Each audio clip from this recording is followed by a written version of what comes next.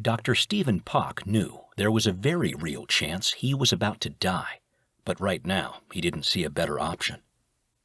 As he stared through the observation window at the back of a scrawny fellow scientist, he couldn't help but feel he had to do what he was about to do for the love of his motherland. His official documentation said he was a South Korean immigrant who had graduated at the top of his class at the University of Tokyo with a PhD in pharmaceutical sciences. The cover story was almost completely true, except for two small but important details. His name wasn't really Stephen Pock, and he wasn't from South Korea. Pock was actually a North Korean deep-cover agent. His country had paid for his university training through off-the-books accounts before sending him overseas to infiltrate and work his way through the biomedical and pharmaceutical industries until he'd found the right research project to join.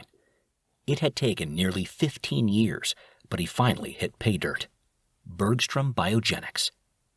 Pock had taken a smaller position than he was qualified for, simply to get on the inside of Project Dionysus. It had been easy to convince the head of the project, Dr. Bergstrom, that he wanted to be part of something so important and groundbreaking for the human race. It was partially true, like the best types of lies often are. Bergstrom was arguably one of the most brilliant researchers the United States had ever produced. His breakthroughs in cancer medicines had made him a billionaire. The man had parlayed that fortune into an equally impressive research facility that also bore his name. Pock had no doubt that he learned quite a bit rubbing elbows with the brilliant doctor.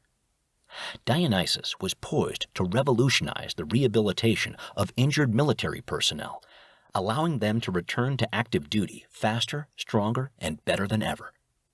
The internal scuttlebutt was that if this new medicine was put up for bidding on the open market, Dionysus would likely fetch $100 billion. Of course, Dionysus had other potential uses besides fixing damaged humans, even if Dr. Bergstrom refused to consider them. The eccentric doctor had once lectured all of his staff on how Dionysus should never be used for the wrong reasons.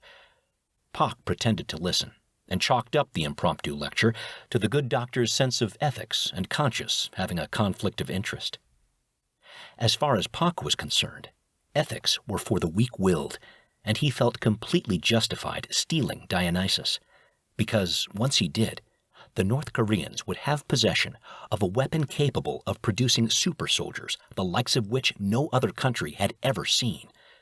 Once his motherland had this special army, it was only a matter of time until the rest of the world dropped to their collective knees or faced being exterminated. Pock glanced through the large observation window. His boss was currently flitting between 5 tables where test subjects had been restrained.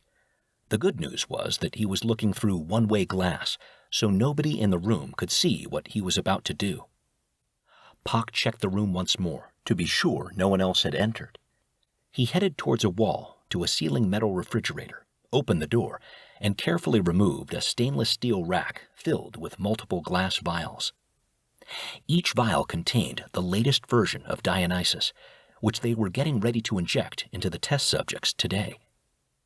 Pock carefully set the rack down on the spotless metal counter before bending down and lifting his pant leg up.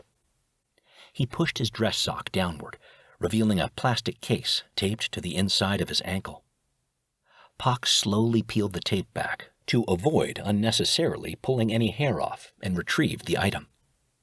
If he could sneak a vial of the serum out, then he could pass it to his handler. From there, it would travel through several back channels until it reached a North Korean research facility where they would mass produce it. Pock had already digitally copied and emailed his handler Bergstrom's notes. It had taken his handler less than a day to pass them on to his people, who began the process of rewriting the notes with falsified dates. If Bergstrom somehow found out and made a public stink, then the North Koreans would have sufficient manufactured proof to discredit the doctor. But without the actual serum, it would take precious time to correctly replicate Bergstrom's work. His handler had made it very clear to him. If Pock failed to obtain the actual Dionysus serum, he would not be allowed to return home.